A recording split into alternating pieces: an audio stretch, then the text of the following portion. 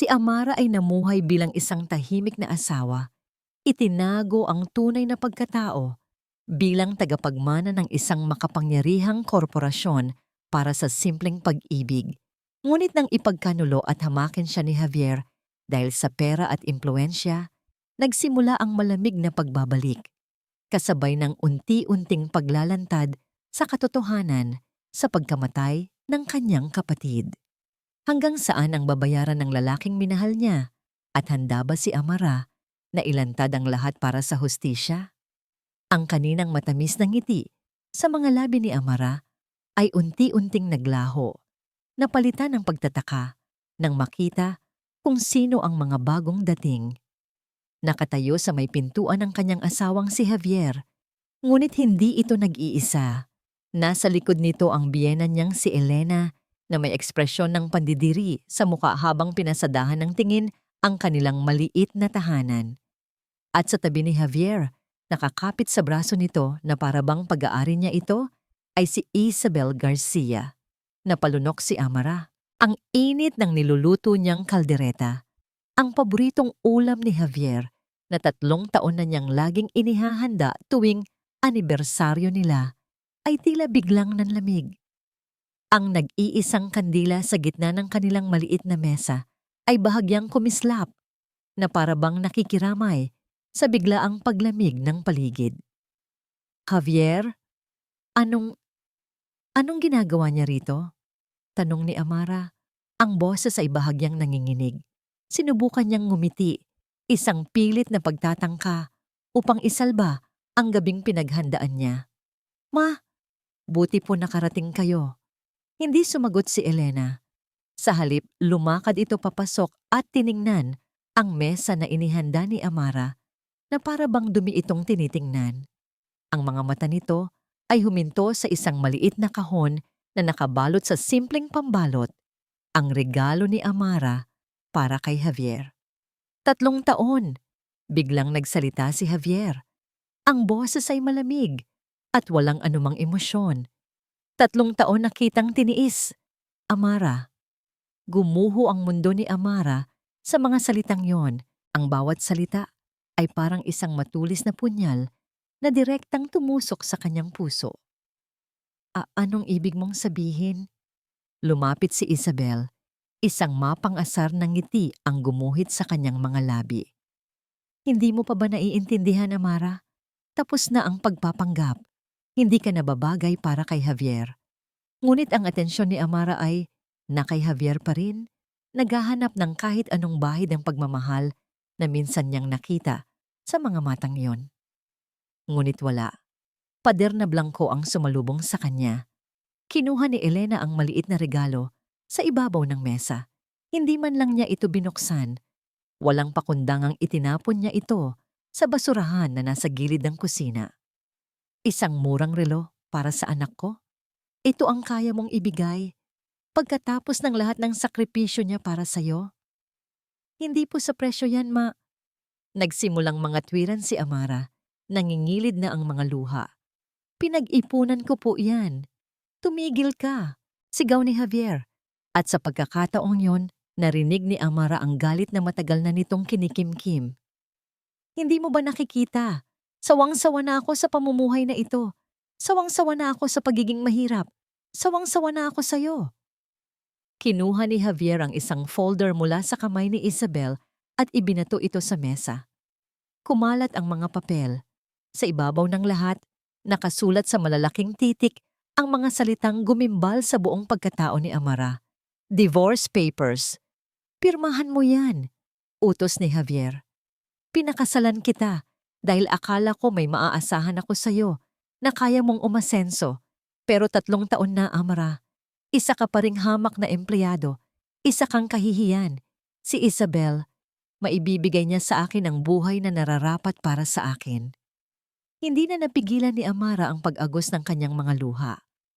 Ang sakit ay hindi mailarawan. Hindi ito tungkol sa pera. Ito ay tungkol sa 3 taon ng kanyang buhay na buong puso niyang ibinigay sa isang lalaking ngayon ay tinatrato siyang parang basura. Sa huling desperadong pagtatangka, lumapit siya kay Javier at hinawakan ang braso nito. Javier, pakiusap. "Huwag mong gawin to. Nagmamahalan tayo, di ba? Naalala mo pa ba?" Isang malutong na sampal ang dumapo sa kanyang pisngi. Napahawak si Amara sa kanyang mukha, gulat at hindi makapaniwala. Ang hapdi ng sampal ay walang-wala kumpara sa hapdi ng kanyang puso. Sa gitna ng panlalabo ng kanyang paningin dahil sa mga luha, nakita niya ang pagkasuklam sa mukha ni Javier. "Huwag mo akong hahawakan," sabi nito na may pagbabanta.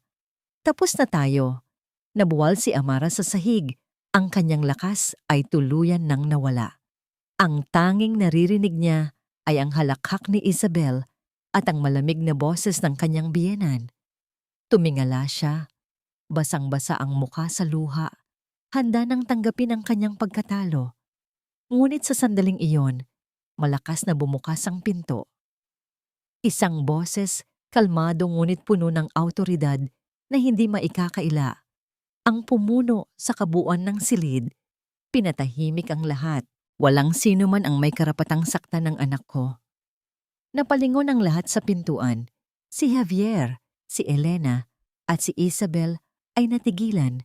Ang kanilang mga mukha ay nagpapakita ng pagkalito at gulat. Maging si Amara ay napatingala. Ang kanyang humihikbing puso ay biglang tumigil sa pagtibok. Nakatayo roon, sa ilalim ng ilaw ng pinto, ang isang matikas na lalaki na may kasamang dalawang iba pa na nakasuot ng formal na business suit. Ang kanyang presensya ay nag-utos ng respeto. Ang kanyang mga mata, na ngayon ay nakatutok kay Javier na may malamig na galit, ay nagliliyab. Ang katahimikan sa loob ng maliit na apartment ay halos nakakabingi. Ang kaninang mapang-asar na tawa ni Isabel ay napalitan ng pagkalito. Ang mapagmataas na tindig ni Elena Santos ay biglang nanghina. At si Javier, ang lalaking ilang sandali lang ang nakalipas, ay parang hari, kung umasta, ay nakatitig lamang sa bagong dating, na para bang nakakita ng multo. Para kay Amara, na nakaupo pa rin sa sahig at yakap ang sarili. Ang boses na yon ay isang dagundong mula sa isang mundong matagal na niyang tinalikuran.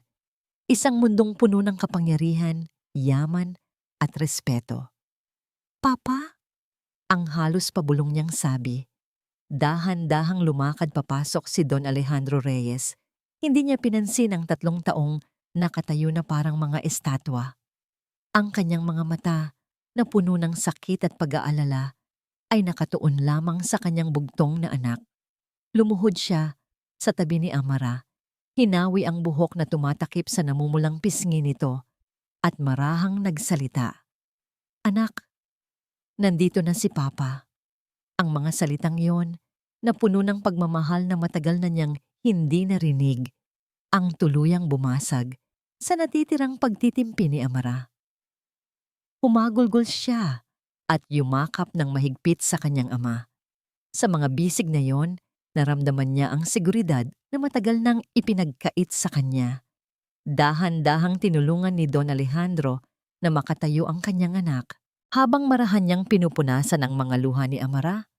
Ang kanyang mga mata ay lumipat patungo kay Javier. Ang kaninang pag-aalala ay napalitan ng isang tingin na mas malamig pa sa yelo. Isang tingin na nangangako ng kapahamakan. "Sino po kayo?" Aroganteng tanong ni Javier. Sinusubukang bawiin ang kontrol sa sitwasyon. "Huwag kayong makialam dito. Away mag-asawa to." Isang mapaklang tawa ang kumawala kay Don Alejandro. "Mag-asawa? Iyan ba ang turing mo sa isang asawa?" Itinuro niya ang pulang marka sa pisngi ni Amara. "Iyan ba ang pagmamahal na kaya mong ibigay sa anak ko?" "Anak niyo?" Sabat ni Elena na may halong pang-aalipusta. "Imposible. Isang ulilang probinsyana lang yan na pinulot lang ng anak ko." Hindi na nagsalita pa si Don Alejandro. Sa halip nagbigay siya ng isang bahagyang tango sa isa sa mga lalaking kasama niya. Ito ang kanilang abogado, si Attorney David. Magalang na humakbang pasulong si Attorney David, ipinatong ang kanyang leather briefcase sa ibabaw ng lamesa at binuksan ito. "Magandang gabi." Bati niya sa formal na tono. Ako si Attorney David, ang punong abogado ng Reyes Corporation. At ang ginoong ito, sabay lahad ng kamay patungo sa ama ni Amara, ay si Don Alejandro Reyes, ang chairman at CEO ng kumpanya. Ang pangalang Reyes Corporation ay parang bombang sumabog sa loob ng silid. Si Isabel, na pamilyar sa mundo ng negosyo, ay nanlaki ang mga mata. Si Elena ay napahawak sa kanyang bibig. Si Javier ay parang pinagsakluban ng langit at lupa. Ang pinakamalaking korporasyon sa buong bansa. Imposible. Kung ganoon, nagsimulang magsalita si Attorney David. Ang babaeng tinatawag ninyong ulilang probinsyana ay walang iba kundi si Miss Amara Celestine Reyes, ang nag-iisang anak na babae ni Don Alejandro at ang tagapagmana ng buong yaman ng mga Reyes. Sinungaling! Sigaw ni Javier. Ang kanyang pagtanggi ay nababalutan ng takot. Isang malaking kalokohan to. 3 taon ko siyang kasama. Alam ko ang buong pagkatao niya. Galing siya sa isang maliit na bayan sa Laguna. Kalmadong inilabas ni Attorney David ang isang serye ng mga dokumento. Isa-isa niya itong inilatag sa mesa, sa ibabaw ng divorce papers na inihagis ni Javier. Ang titulo ng bahay na ito, sabi ng abogado, itinuturo ang unang dokumento. Nakalagay sa ilalim ng pangalan ni Amara Reyes, binili 3 taon na ang nakalipas. Ang rehistro ng kotse na ginagamit ninyo, Mr. Santos, sabay turo sa isa pa, ay nakapangalan din sa kanya. Ang buwan ng sweldo na tinatanggap niya mula sa kanyang trabaho ay sa katunayan isang maliit na bahagi lamang ng allowance mula sa kanyang trust fund. Bawat dokumento ay isang sampal sa mukha ni Javier. Bawat katotohanan ay isang patalim na sumusugat sa kanyang ego. Ang babaeng minamaliit niya, ang babaeng itinuring niyang pabigat, ang siyang may-ari pala ng lahat. Sa gitna ng kaguluhang iyon, tumigil sa pag-iyak si Amara.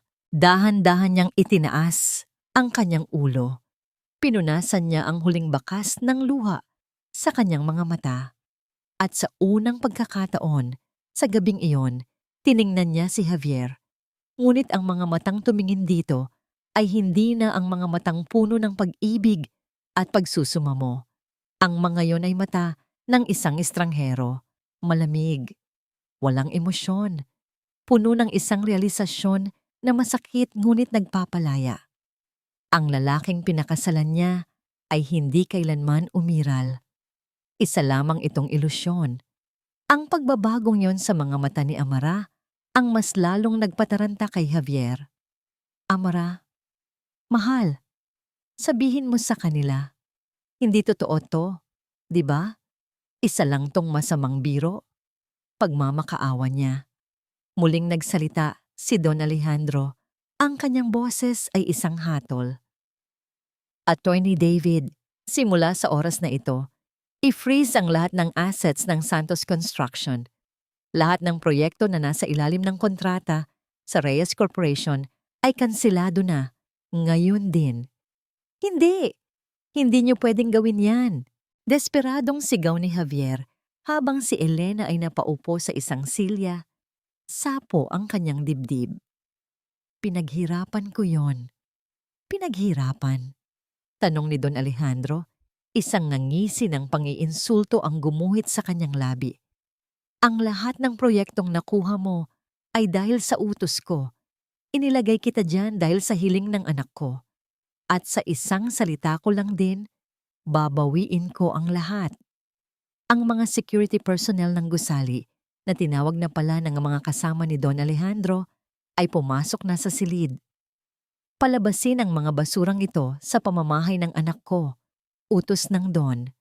Habang kinakaladkad palabas si Javier at ang kanyang pamilya, patuloy itong sumisigaw at nagmamakaawa. Ngunit bago sila tuluyang makalabas, huminto si Amara sa kanilang harapan.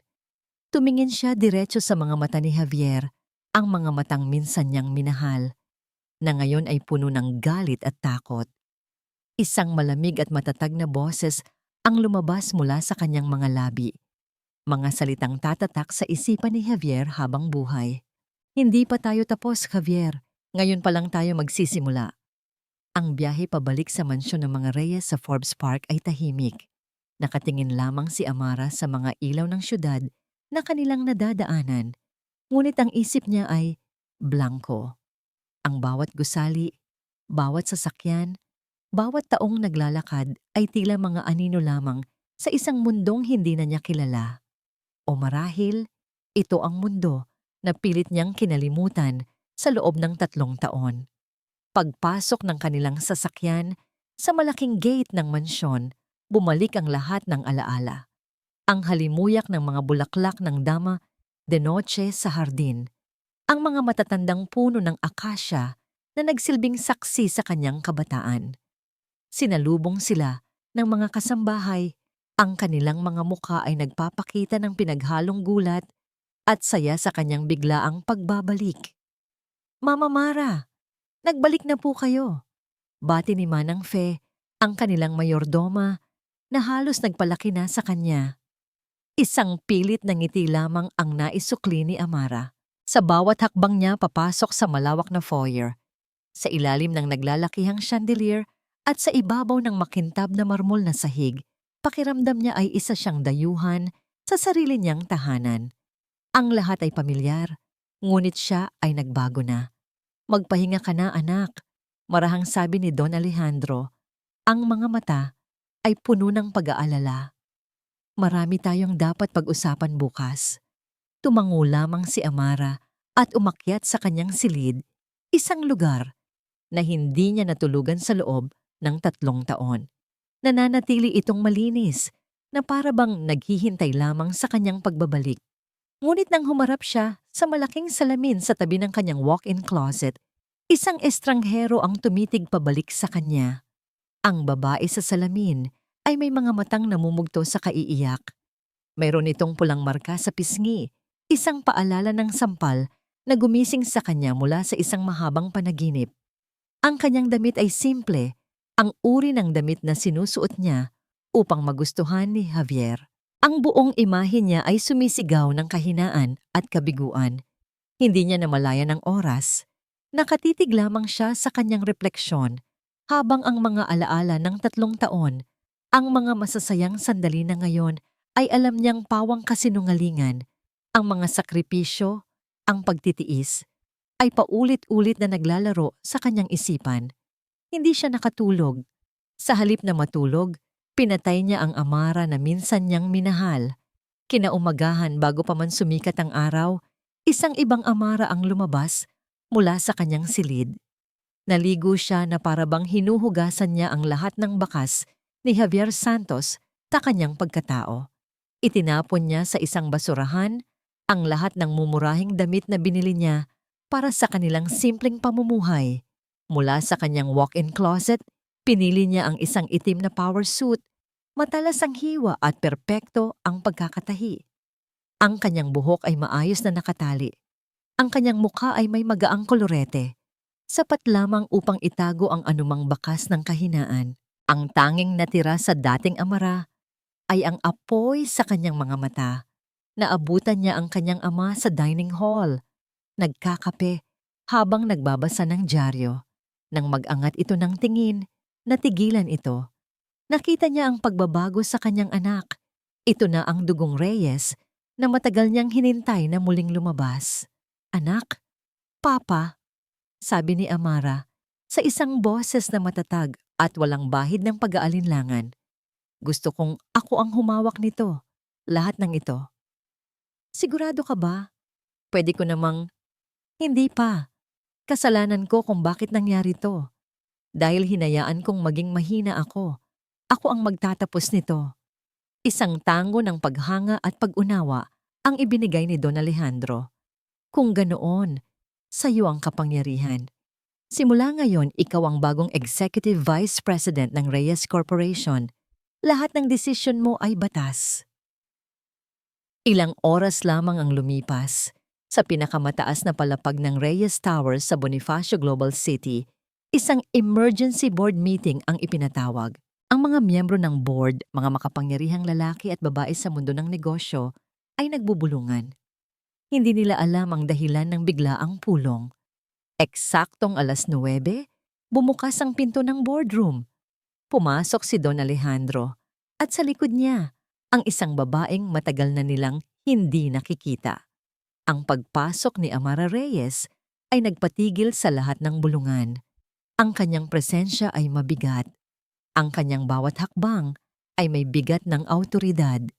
Umupo siya sa bakanting upuan sa kanan ng kanyang ama, sa pwestong nakalaan para sa pangalawang pinakamataas na opisyal ng kumpanya. Mga ginoo, mga ginang, panimula ni Don Alejandro. Ipinapakilala ko sa inyo ang bago nating EVP, ang aking anak, Amara Reyes. Bago pa man makapag-react ang sinuman, nagsalita na si Amara. Magandang umaga. Ang una kong utos, sabi niya, ang kanyang mga mata ay lumibot sa buong silid, ay ang agarang pagbawi sa lahat ng ating investment sa Santos Construction. I-pull out lahat ng ating equipment mula sa kanilang mga proyekto at simulan ang proseso ng hostile takeover. Gusto kong makuha ang kumpanyang yon sa pinakamababang halaga. Habang nagkakagulo ang boardroom, sa isang maliit na opisina sa Quezon City, si Javier at Elena Santos ay tumatanggap ng isang serye ng mga tawag na nagpapatunay ng kanilang pinakamasamang bangungot. Ang kanilang mga bank account ay frozen. Ang kanilang mga kliyente ay bumibitaw. At may isang grupo ng mga abogado na nag-aabot sa kanila ng notice of eviction. Sa gitna ng kanyang pagkasira, nakuha ni Javier ang kanyang telepono at tinawagan ang numero ni Amara. Nasa gitna ng pag-aaral ng mga dokumento si Amara sa kanyang bagong opisina nang mag-ring ang kanyang telepono. Nakita niya ang pangalan ni Javier. Saglit siyang natigilan, ngunit pagkatapos ay sinagot niya ito at inilagay sa loudspeaker. Amara, mahal ko, pakiusap, itigil mo na to. Narinig niya ang desperadong boses ni Javier. Nagkamali ako, patawarin mo na ako. Mahal na mahal kita. Huwag mong gawin to sa atin. Hindi nagsalita si Amara. Pinakinggan lamang niya ang mga kasinungalingan na minsan niyang pinaniwalaan. Babalikan kita, Amara. Mag-usap tayo. Aayusin natin to. Walang anumang salita. Pinatay ni Amara ang tawag. Binalik niya ang kanyang atensyon sa mga papeles na nasa kanyang harapan na para bang walang nangyari. Ngunit hindi pa natatapos ang lahat. Muling nag-ring ang kanyang telepono. Sa pagkakataong ito, si Attorney David ang tumatawag. Ma'am Amara, sabi ng abogado sa kabilang linya, ang boses ay apurahan. May natuklasan po ang aming financial team. Si Mr. Santos, sinusubukan niyang maglipat ng malaking halaga ng pera sa isang offshore account. Mabilis ang kanyang kilos. Isang malamig na ngiti ang sumilay sa labi ni Amara. Humigpit ang hawak niya sa kanyang ballpen. Tumingin siya sa bintana. Tanaw ang syudad na ngayon ay nasa ilalim ng kanyang mga palad. Pigilan niyo siya. Utos niya. Ang bawat salita ay may bigat ng yelo. Siguraduhin niyong wala siyang madadalang kahit isang sentimo. Ang boardroom ng Reyes Corporation ay naging isang war room. Sa gitna ng mahabang lamesa, si Amara, sa kanyang itim na power suit, ay parang isang general na naglalatag ng kanyang plano ng digmaan. Ang mga dating nag-aalinlangang miyembro ng board ay ngayon ay nakikinig sa bawat salita niya. Ang kanilang mga mukha ay puno ng paghanga at kaunting takot. Ang estratehiya natin ay simple ngunit malupit. Paliwanag ni Amara, ang kanyang boses ay kalmado ngunit may bigat. Una, puputulin natin ang kanilang supply chain. Kakausapin ng ating legal team ang lahat ng major suppliers ng Santos Construction. Bibigyan natin sila ng offer na hindi nila matatanggihan para maging exclusive suppliers natin. Pangalawa, ipinagpatuloy niya habang itinuturo ang organizational chart ng kumpanya ni Javier, ang kanilang pinakamahuhusay na inhinyero at project managers. Alamin kung magkano ang sahod nila. Doblehin natin ang alok. Gusto kong gumuho ang pundasyon nila mula sa loob. At pangatlo, Atakehin natin sila sa lahat ng legal na paraan. Suriin ang bawat kontrata, bawat permit. Hanapin ang butas. Hindi tayo titigil hanggang sa sila na mismo ang kusang sumuko. Isang malamig at epektibong plano. Walang emosyon. Puro negosyo. Ito ang laro ng mga pating. At si Amara ay nagpapakita na siya ang pinakamalaki sa kanilang lahat. Samantala, sa isang masikip at inuupahang opisina sa isang lumang gusali, ang hangin ay puno ng desperasyon. Nagtatalo si Javier at Isabel. Ang kanilang mga boses ay nagpapaligsahan sa lakas.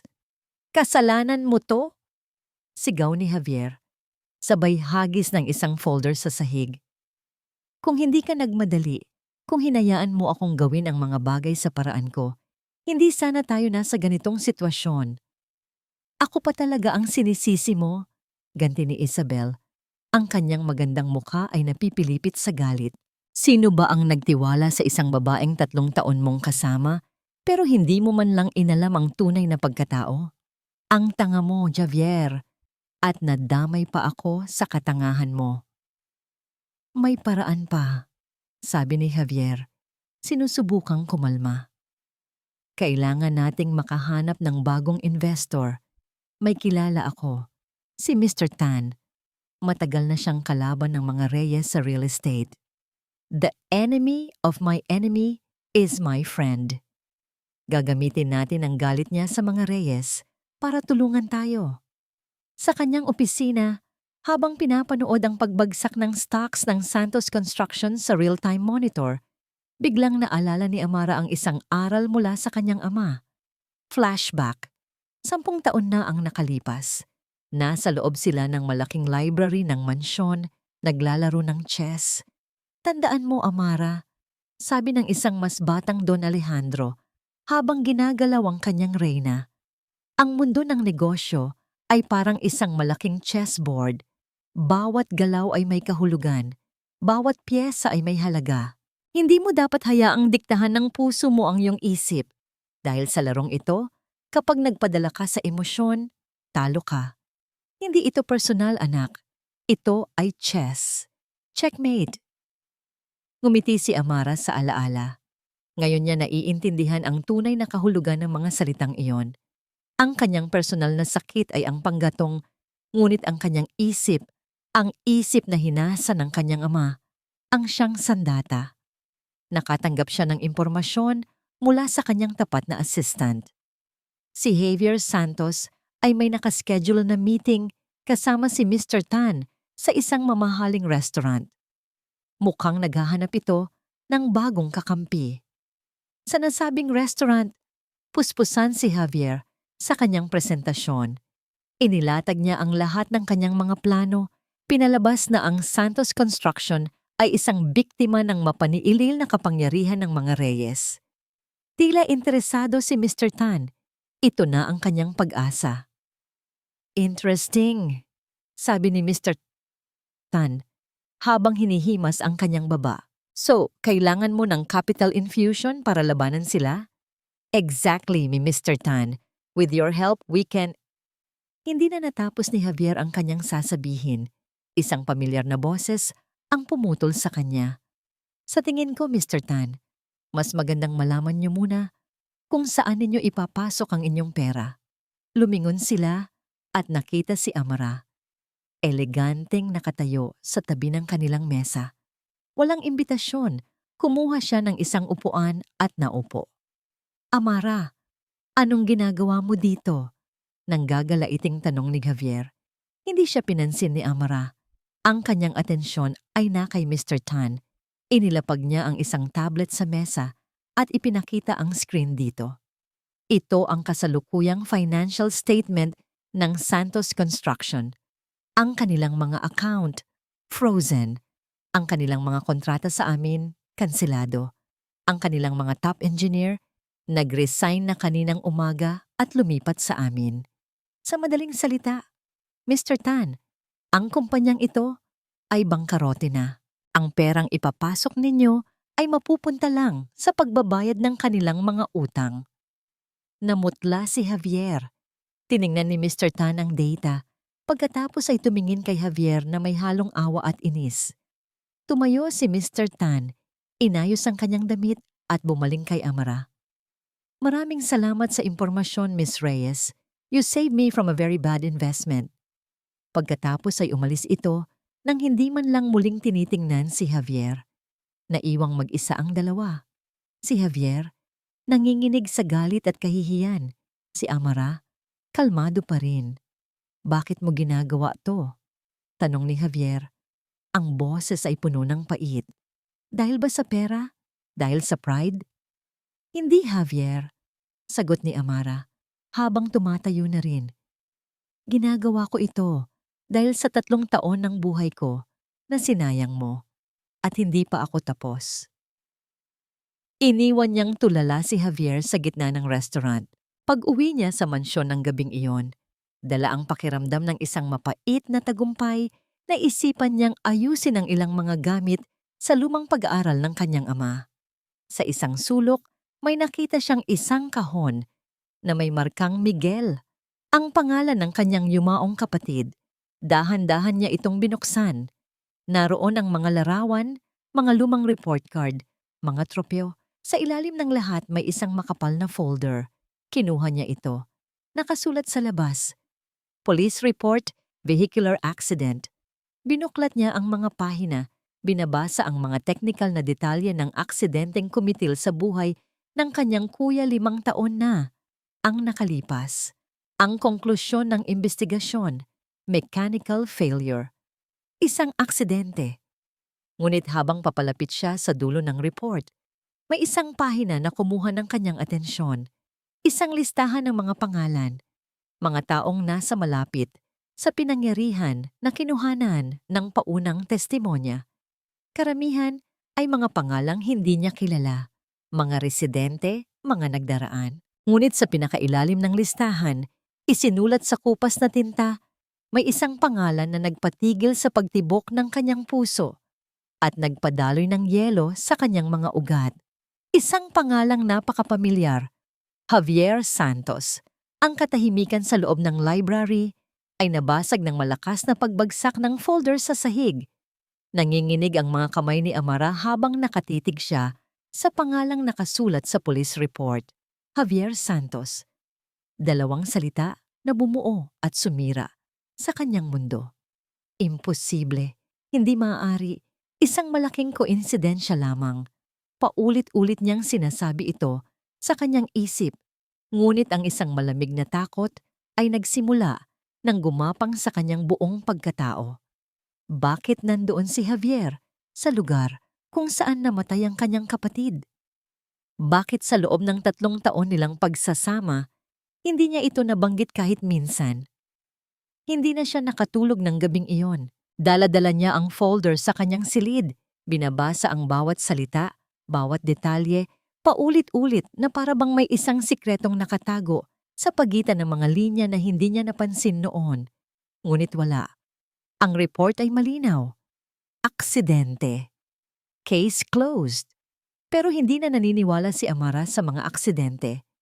Kinabukasan, sa halip na dumiretso sa opisina, isang sekretong pakikipagtagpo ang kanyang ginawa. Sa isang tahimik na coffee shop, sa isang sulok ng Makati, umupo siya kaharap ang isang lalaking nasa edad 50.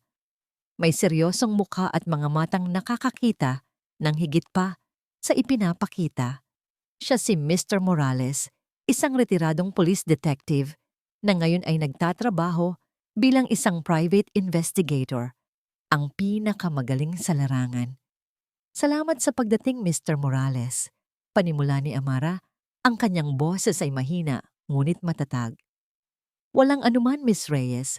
Ano ang maipaglilingkod ko sa inyo? Inilapag ni Amara ang isang kopya ng police report sa mesa.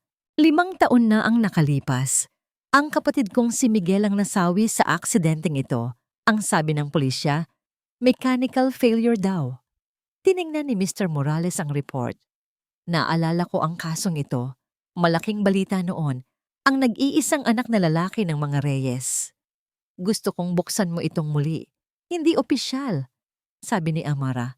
Itinuro niya ang pangalan ni Javier sa listahan ng mga testigo. Gusto kong malaman ang lahat tungkol sa taong ito. Bakit siya nandoon? Ano ang nakita niya? At bakit ang testimonya niya ay halos isang pangungusap lang na nagsasabing wala siyang nakitang kakaiba? Tumingin si Mr. Morales sa kanya. Isang bahagyang pag-unawa ang mababasa sa kanyang mga mata. Mayroon ba kayong hinala, ma'am? Ang tanging hinala ko ay may mali sa kwentong ito at ayokong malaman niya, dagdag ni Amara, ang diin ay nasa huling mga salita. Ayokong malaman niya na nag-iimbestiga ako. Masusunod, Miss Reyes. Discretion is my specialty. Ang mga sumunod na araw ay isang pagsubok sa pagtitimpi para kay Amara. Sa umaga, siya ang walang-awang EVP ng Reyes Corporation, patuloy na ginigipit ang nalulunod na kumpanya ni Javier. Ngunit sa gabi, hinihintay niya ang bawat tawag, bawat update mula kay Mr. Morales. Ang giyera sa negosyo ay naging isang takip lamang sa mas malalim na paghahanap niya ng katotohanan. Isang hapon, tumawag si Mr. Morales. Ma'am, may nalaman kami. Nakapanayam namin ang dating investigador na humawak sa kaso. Inamin niyang minadali daw ang pagsasara ng kaso dahil sa pressure mula sa itaas na bigyan ng closure ang pamilya niyo. Anong ibig sabihin yan? Tanong ni Amara. Kumakabog ang dibdib. May mga anggulo na hindi na nila sinundan. Isa na dito ang isang testigo, isang street vendor na nagsabi raw na may nakita siyang isang lalaki na papalapit sa kotse ng kapatid niyo noong gabi bago ang aksidente. Pero nang kunan siya ng formal na salaysay, bigla niyang binawi ang kanyang sinabi. Nasaan ang susing testigong yon ngayon? Iyon na nga po ang problema, ma'am. Pagkatapos niyang bawiin ang kanyang salaysay, bigla na lang siyang nawala, na parang bula. Humanap kami ng record niya. Nag-migrate siya sa Canada, 1 linggo, matapos ang insidente. Nag-migrate? Isang simpleng street vendor? Paano nangyari yon? Ayon sa aming source sa bangko, nakatanggap siya ng isang malaking cash deposit sa kanyang account 2 araw matapos ang aksidente. Isang halaga na sapat para makapagsimula ng bagong buhay sa ibang bansa. Nanlamig ang buong katawan ni Amara. Bayad, pinatahimik. Ang lahat ng piraso ay nagsisimula ng magkabit-kabit, bumubuo ng isang larawan na kinatatakutan niyang makita. Ang huling tawag ay dumating isang gabi habang siya ay nasa kanyang opisina, nakatingin sa mga ilaw ng syudad. Isang text message mula kay Mr. Morales. Walang salita. Isang attachment lamang. Nanginginig niyang binuksan ito. Ito ay isang lumang litrato, medyo malabo, kuha mula sa isang di professional na kamera. Malinaw na kuha ito sa pinangyarihan ng aksidente. May mga pulis, mga paramedic, at usisero sa paligid. Ngunit sa gilid ng litrato, bahagyang natatakpan ng isang police car, may isang lalaking nakatayo, nakatingin sa nasusunog na sasakyan. Hindi malinaw ang kanyang mukha. Ngunit ang kanyang tindig, ang kanyang pangangatawan, pamilyar. At pagkatapos ay nakita niya ito, ang bagay na nagpatigil sa kanyang paghinga. Sa pulso ng lalaki sa litrato, sa kabila ng pagkalabo nito, may kumikinang. Isang relo. Isang partikular na disenyo ng relo na napakakilala niya. Ito ang relo na laging suot ni Javier noong nagsisimula pa lang sila. Ang relo na sinabi nitong nag-iisang mamahaling pamana raw mula sa kanyang yumaong ama. Ang relo na ibinenta niya raw para may maipandagdag sa kanilang unang upa sa apartment. Binitiwan ni Amara ang tablet. Bumagsak ito sa makapal na karpet ng kanyang opisina nang walang tunog. Ngunit sa kanyang pandinig, ang katahimikan ay kasing lakas ng isang pagsabog. Nanlamig ang kanyang mga kamay. Isang matinding kirot ang gumuhit sa kanyang sentido at napahawak siya sa gilid ng kanyang mesa para suportahan ang sarili. Ang mga ilaw ng syudad sa labas ng bintana ay biglang nanlabo na para bang ang buong mundo ay nawalan ng focus. Ang kasinungalingan. Hindi lang pala ang pag-ibig niya ang peke, hindi lang ang kanyang pagkatao. Maging ang mga sakripisyo niya ay kasinungalingan din. Ang kwento tungkol sa relo, naalala niya ang gabing iyon. Umiiyak pa siyang niyakap si Javier, na overwhelmed sa sakripisyo nito na ibenta ang nag-iisang alaala mula sa kanyang ama para lamang sa kanilang kinabukasan. At ang lalaking iyon, niyakap siya pabalik at sinabing, "Gagawin ko ang lahat para sa'yo, mahal ko." Ang lahat ay isang malaking, masalimuot na kasinungalingan. Biglang bumalik sa kanyang alaala ang mga usapan nila tungkol kay Miguel. Bihira niya itong mabanggit dahil sa sakit na dulot nito. Ngunit sa mga pagkakataong yon, napapansin niya ngayon, laging inililihis ni Javier ang usapan. Palagi itong may dahilan para magbago ng topic. Akala niya noon ay dahil ayaw lang nitong makita siyang nasasaktan. Ngayon, naiintindihan na niya. Hindi iyon simpatiya. Iyon ay pag-iwas ng isang may kasalanan. Ang galit na nararamdaman niya para sa 3 taong nasayang ay biglang naging parang maliit na bagay. Napalitan ito ng isang bagay na mas madilim, mas malalim. Isang takot na may kasamang pagkamuhi na hindi niya pa naramdaman kailanman. Hindi na ito tungkol sa pera. Hindi na ito tungkol sa isang nasirang kasal. Ito ay tungkol sa kanyang kapatid. Tungkol sa hustisya. Dahan-dahan niyang pinulot ang tablet mula sa sahig. Tinitigan niyang muli ang malabong imahe ni Javier. Nakatayo sa gitna ng trahedya ng kanyang pamilya. Isang anino na matagal nang nagmamasid, naghihintay. Pinindot niya ang numero ni Mr. Morales sa kanyang telepono. Mabilis itong sumagot. "Ma'am Amara, may problema po ba?" Huminga ng malalim si Amara. Pinapakalma ang nanginginig niyang boses. Nang magsalita siya, ang kanyang tono ay iba na. Wala na ang bakas ng pagdududa o sakit. Napalitan ito ng isang determinasyon na kasing tigas ng bakal.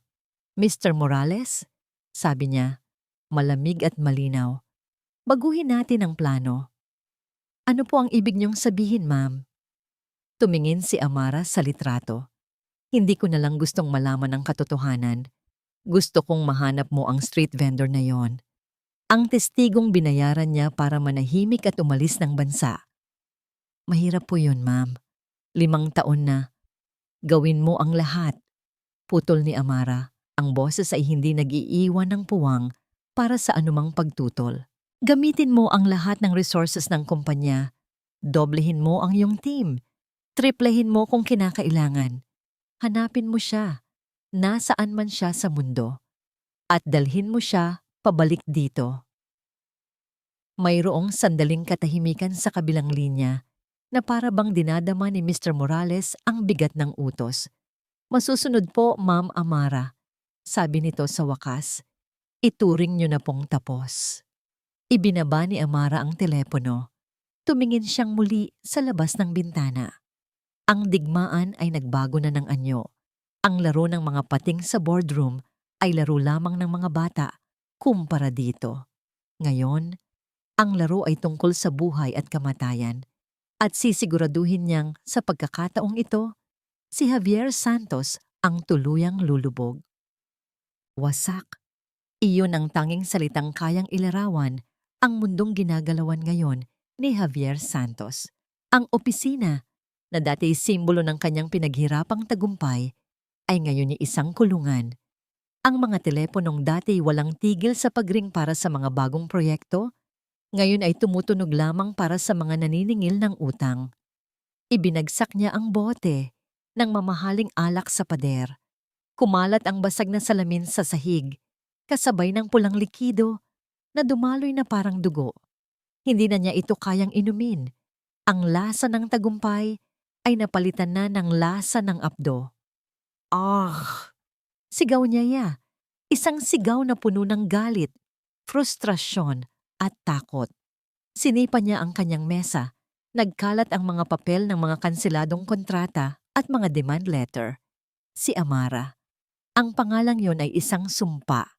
Ang babaeng minsan niyang itinuring na isang simpleng tulay patungo sa kanyang mga pangarap ay siya palang bangin na huhulugan niya. Paano niya naging tanga? Paano niya hindi nakita?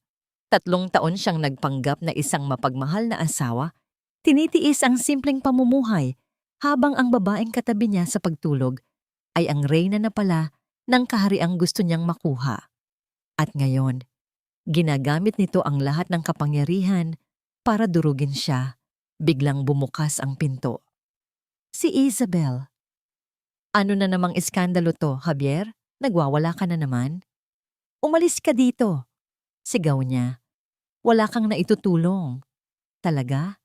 Sino ba ang naghahanap ng paraan para makabangon tayo habang ikaw ay nagpapakalasing dito? Ganti ni Isabel, hindi natitinag. Narinig ko ang balita. Si Amara, binubuksan niya ulit ang kaso ng pagkamatay ng kapatid niya. Natigilan si Javier. Ang galit sa kanyang mukha ay biglang napalitan ng isang emosyon na matagal na niyang itinatago. Purong takot. Napatingin siya kay Isabel, ang kanyang mga mata ay nanlalaki. Saan mo narinig yan? May mga mata at tenga ako kahit saan, Javier. At ang balita ay kumakalat. May kinontrata siyang private investigator at ang pangalan mo raw ay lumabas sa lumang police report para siyang binuhusan ng malamig na tubig. Ang nakaraan, ang isang gabing madilim na pilit niyang ibinaon sa limot ay unti-unting hinuhukay pabalik. Flashback, 5 taon na ang nakalipas. Gabi, isang mas batang Javier ang nakatayo sa labas ng isang eksklusibong bar sa Taguig, nakatanaw mula sa malayo. Nakita niyang lumabas si Miguel Reyes, ang mayabang na tagapagmana na medyo lasing at nag-iisa. Ito na ang pagkakataon niya. Ang galit na matagal na niyang kinikimkim para sa mga Reyes, ang galit na namana niya mula sa kanyang ama na sinira daw ni Don Alejandro, ay kumukulo sa kanyang dugo. Hindi niya plano na patayin ito. Ang plano lang niya ay bigyan ito ng leksyon. Isang aksidente na magpapatikim dito ng takot. Isang babala. Sinundan niya ito hanggang sa parking lot. Nang pumasok si Miguel sa isang convenience store para bumili ng tubig, mabilis siyang kumilos. Kinuha niya ang isang maliit na wire cutter mula sa kanyang bulsa. Sa ilalim ng dilim, pinutol niya ang brake line ng mamahaling sports car. Isang maliit na gupit lang, sapat na para mawalan ng preno sa isang di inaasahang pagkakataon. Isang simpleng pananakot. Ngunit hindi naging simple ang lahat. Kinabukasan, nabalitaan niya ang nangyari. Sa isang matarik na pababang kalsada sa Antipolo, tuluyang bumigay ang preno. Ang sasakyan ay sumalpok sa isang pader sa napakalakas na puwersa at nagliyab. Dead on the spot. Walang nakakita sa kanya. Ngunit sa kanyang pagkasindak, nagkamali siya. Nakiusyoso siya sa pinangyarihan at doon, kinuha ng isang pulis ang kanyang pangalan bilang isa sa mga testigo. Isang pagkakamali na ngayon ay bumabalik para multuhin siya. Javier, nakikinig ka ba? Sigaw ni Isabel na nagpabalik sa kanya sa kasalukuyan. Napaupo si Javier. Sapo niya ang kanyang ulo. Ang plano niya noon ay simple lang. Alisin ang tagapagmana para mas mapalapit siya sa kapatid nitong bababae, si Amara, ang susi sa yaman ng mga Reyes, at nagtagumpay siya. Ngunit ang tagumpay na yon ay may kasamang isang madugong sikreto. Kailangan nating gawin ang isang bagay, sabi ni Javier. Ang boses ay nanginginig. Hindi niya pwedeng malaman ang totoo. At ano ang plano mo, Henyo? Sarkastikong tanong ni Isabel. Tumayo si Javier. Ang takot sa kanyang mga mata ay unti-unting napalitan ng desperasyon. Isang mapanganib na uri ng desperasyon na kayang gumawa ng kahit anong kabaliwan. Kung gusto niyang maglaro ng marumi, sabi niya, ipapakita ko sa kanya kung ano ang tunay na kahulugan ng salitang marumi. Kinuha niya ang kanyang telepono at tinawagan ang isang numero na matagal na niyang hindi tinatawagan. Isang numero mula sa kanyang madilim na nakaraan bago pa man siya maging isang lehitimong negosyante. "Hello? Ako to," sabi niya sa kausap sa kabilang linya. "May trabaho ako para sa'yo." Isang babae. "Oo, si Amara Reyes. Hindi mo siya sasaktan." Pa, gusto kong sirain mo siya. Sirain mo ang pangalan niya. Gumawa ka ng kwento. Isang eskandalo na dudurog sa kanya at sa buong pamilya niya. Ibinaba niya ang telepono at tumingin kay Isabel, na ngayon ay nakatingin sa kanya na may pinaghalong takot at paghanga sa kanyang kawalang hiyaan. Lumapit si Javier sa bintana ng kanyang opisina. Tanaw niya mula doon ang nagtataasang gusali ng Reyes Corporation, isang tore ng kapangyarihan na minsan niyang pinangarap na angkinin. Tumingin siya sa isang lumang litrato sa kanyang wallet, isang kupas na larawan ni Amara noong masaya pa sila. Isang larawan ng babaeng ginamit niya at sinaktan. Ngayon, handa na siyang sirain ito ng tuluyan. "Kung hindi ka mapapa sa akin," bulong niya sa sarili. Ang kanyang refleksyon sa salamin ay nagmistulang isang demonyo. "Sisirain kita. Sisirain ko ang lahat sa'yo." Isang ordinaryong umaga sana yon para kay Amara. Ginising siya ng sikat ng araw na tumatagos sa kanyang bintana. Sa unang pagkakataon sa loob ng maraming linggo, nakaramdam siya ng bahagyang kapayapaan. Ang investigasyon ni Mr. Morales ay umuusad.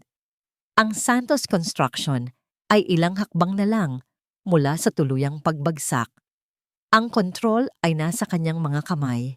Ngunit ang kapayapaang iyon ay biglang winasak nang iabot sa kanya ni Manang Fe ang tablet habang siya'y nag-aalmusal.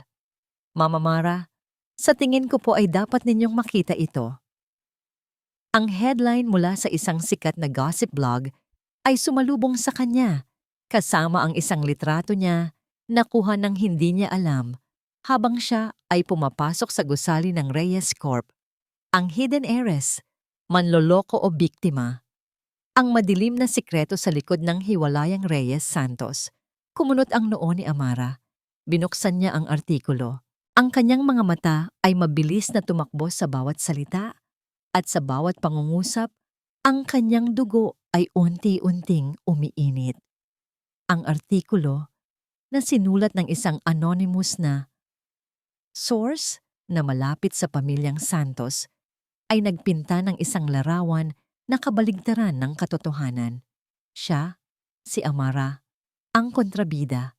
Isa raw siyang manipulative na babae na nagpanggap na mahirap para paibigin at paglaruan ng isang mabuti at masipag na negosyanteng si Javier Santos. Ayon sa kwento, nang magsawa na raw siya sa laro, ginamit niya ang kapangyarihan ng kanyang pamilya para sirain si Javier. Ang pinakamasakit na bahagi ay ang mga pekeng detalye, mga kwento tungkol sa kanyang di umanong pakikipagkita sa ibang mga lalaki habang kasal pa sila, mga testimonya mula sa mga kaibigan na nagsasabing lagi siyang nagrereklamo tungkol sa simpleng buhay, isang obra maestra ng kasinungalingan.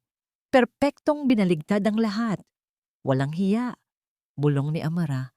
Ang kanyang mga daliri ay humigpit sa tablet. At hindi lang iyon.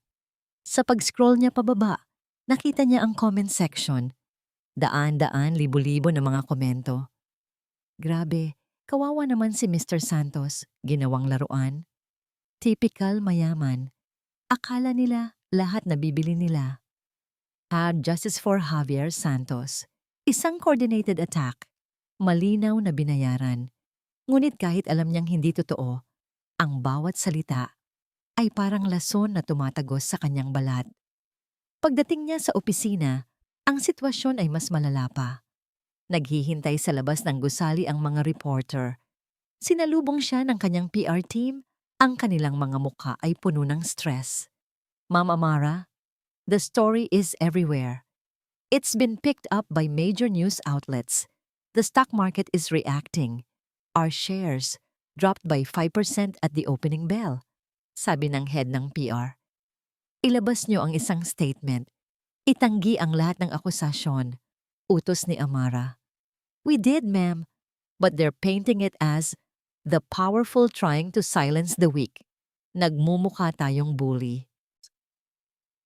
Ang araw na yon ay isang impyerno. Ang bawat telepono ay nagri-ring. Bawat email ay tungkol sa eskandalo.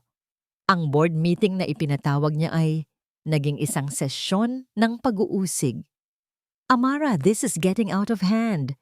Sabi ng isa sa mga matatandang board member, isang kaibigan ng kanyang lolo. This scandal is hurting the company's reputation. A reputation we've built for over 50 years. I am handling it. Mariing sagot ni Amara. Kahit sa loob-loob niya, nararamdaman niya ang paghina. Paano? By ignoring it? Kailangan mong harapin ito. Ang pamilyang ito ay hindi kailanman nasangkot sa ganitong uri ng cheap publicity. Nang gabing iyon, pinuntahan siya ng kanyang ama sa kanyang opisina. Dala nito ang 2 tasa ng mainit na tsa. Ang pinakamatatalim na sandata sa isang digmaan, anak, ay hindi ang mga kanyon, kundi ang mga salita. Sabi ni Don Alejandro, ang kanyang boses ay malumnay. Ginamit niya ang kahinaan ng publiko, ang kanilang pagkamuhi sa mayayaman at ang kanilang simpatya sa mga inaapi. Anong gagawin ko pa? Tanong ni Amara. Sa unang pagkakataon, ang kanyang boses ay nagpakita ng pagod. Kung lalaban ako, magmumukha akong kontrabida. Kung mananahimik ako, para ko na ring inamin na totoo ang mga sinasabi nila. Minsan, ang pinakamahusay na paraan para labanan ng isang kasinungalingan ay hindi sa pamamagitan ng pagtanggi, kundi sa pamamagitan ng pagharap dito gamit ang mas malakas na katotohanan. Payo ng kanyang ama. Huwag kang magtago sa likod ng mga abogado o PR. Magpakita ka. Hayaan mong makita nila kung sino ka talaga. Ang mga salita ng kanyang ama ang nagbigay sa kanya ng bagong lakas. Tama ito. Nagtatago siya sa likod ng pangalan ng Reyes. Nagtatago siya sa likod ng kanyang kapangyarihan. Ngayon, oras na para humarap bilang si Amara. Kinaumagahan, tinawagan niya ang kanyang PR team. Magpatawag kayo ng press conference. Utos niya, bukas ng hapon, sa main hall, imbitahan niyo ang lahat. Walang bawal na tanong, haharapin ko silang lahat. Isang mapanganib na desisyon, isang sugal. Ngunit alam niyang ito na lang ang tanging paraan. Kailangan niyang bawiin ang naratibo. Kailangan niyang kontrolin muli ang kanyang kwento. Habang naghahanda siya para sa press con, abala sa pagsusulat ng kanyang magiging pahayag, pumasok ang kanyang executive assistant, si Carla, na may dalang isang maliit na brown envelope. Ma'am, pasensya na po sa abala, sabi ni Carla. Ang kanyang mukha ay seryoso. Kakarating lang po nito, anonymous, walang return address. Pero sa tingin ko po, dapat nyo itong makita bago ang press con bukas. Nag-aalangang kinuha ni Amara ang sobre. Magaan ito. Nang buksan niya, isang maliit na USB flash drive ang laman. Walang anumang marka. Isang masamang kutob ang kanyang naramdaman. Isinaksak niya ang USB sa kanyang laptop. Mayroon lamang itong isang file, isang video file. Pinindot niya ang play. Ang video ay tila kuha mula sa isang hidden camera. Medyo madilim at magalaw. Isang lalaki ang nagsasalita. Ang kanyang mukha ay nasa anino. Halatang ayaw magpakilala. Ngunit ang boses niya ay malinaw, nanginginig, at puno ng pagsisisi. Hindi ko na kaya. Hindi ko na kayang itago to. Panimula ng lalaki. Ako po yung dating mekaniko sa talyer na nag-check ng kotse ni Mr. Miguel Reyes pagkatapos ng aksidente. Pinilit ako ng mga pulis na sabihing mechanical failure, pero hindi yon totoo. Huminga ng malalim ang lalaki sa video na para bang nag-iipon ng lakas ng loob. Nakita ko na may ginalaw. Ang brake line, malinis ang pagkakaputol. Hindi aksidente yon. Sinadya, may pumutol. Nanigas si Amara sa kanyang kinauupuan. Ang kanyang puso ay nagsimulang tumibok ng napakabilis. Bawat pintig ay isang malakas na dagundong sa kanyang dibdib. Pero pinatahimik ako. Pagpapatuloy ng lalaki, nagsisimula ng humikbi. May isang taong pumunta sa akin, si Mr. Santos. Oo, si Javier Santos. Binigyan niya ako ng pera, malaking pera. Sabi niya, para daw sa pamilya ko. Manahimik lang daw ako. Kalimutan ko na ang nakita ko. Natakot ako. May pamilya ako, kaya tinanggap ko. Patawad. Ang video ay biglang natapos. Naging itim ang screen, ngunit ang mga salita ng lalaki ay patuloy na umalingaw-ngaw sa isipan ni Amara. Sinadya, may pumutol. Si Javier Santos, ito na. Ito na ang katotohanang matagal na niyang hinahanap, ang multong gumambala sa kanyang mga gabi. Hindi na ito isang hinala na nakabase sa isang lumang litrato. Ito ay isang testimonya. Isang pag-amin, murder. Ang salita ay isang bomba na sumabog sa kanyang isipan, winasak ang lahat ng natitirang pag-aalinlangan. Hindi lang siya niloko ni Javier, hindi lang siya ginamit. Si Javier ay isang mamamatay tao. Ang kanyang kapatid ay pinatay. Isang malamig na galit ang gumapang sa kanyang buong katawan, mas malamig at mas matindi kaysa sa naramdaman niya dati. Ang digmaan sa media, ang pagbagsak ng stocks, ang mga masasakit na salita ng publiko. Lahat ng yun ay biglang naging walang kwenta.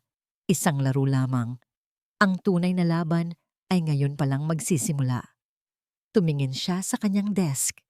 Naroon ang draft ng kanyang speech para sa press conference kinabukasan.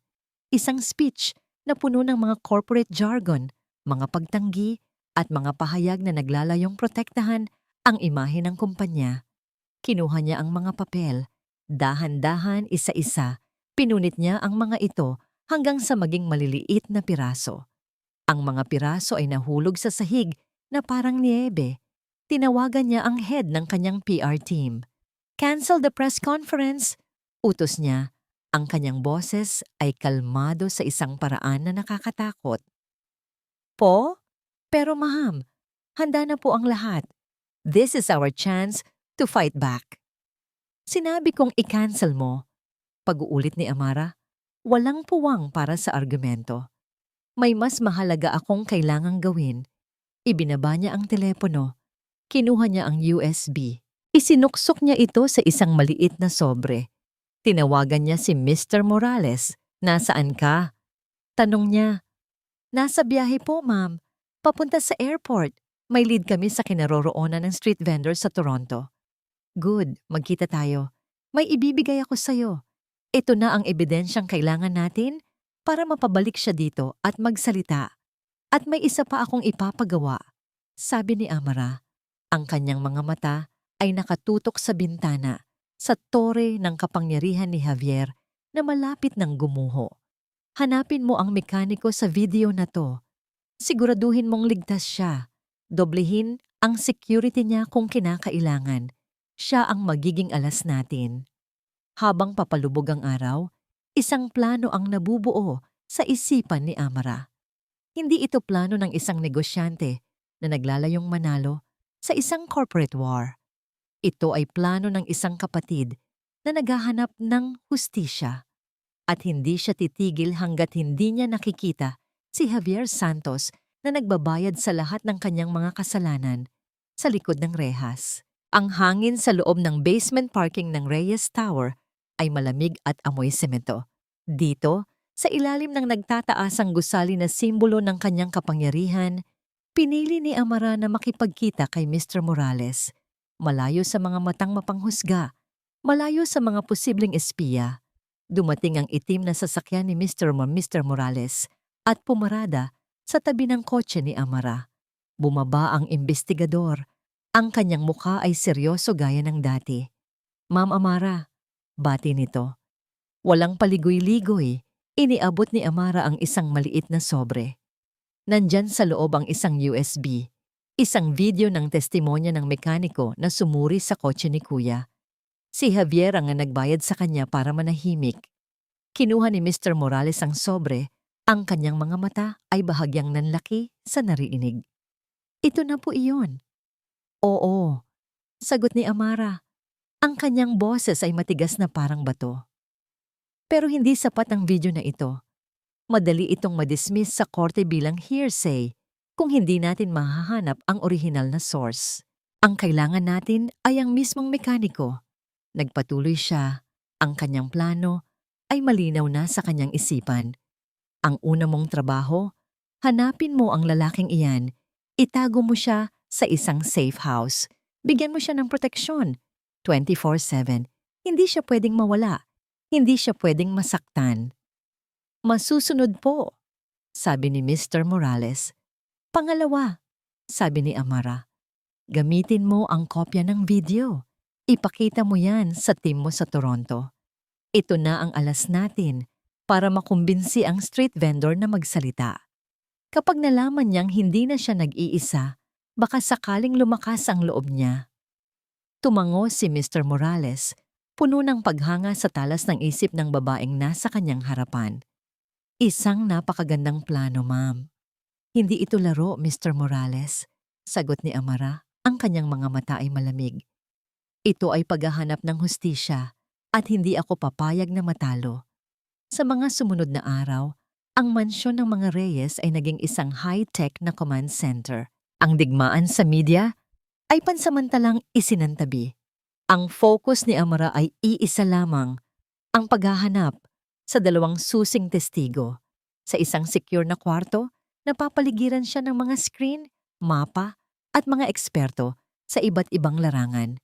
Napanood niya kung paano matagumpay na na-secure ng team ni Mr. Morales ang mekaniko at ang pamilya nito. Ngayon, ang lahat ng atensyon ay nasa Toronto.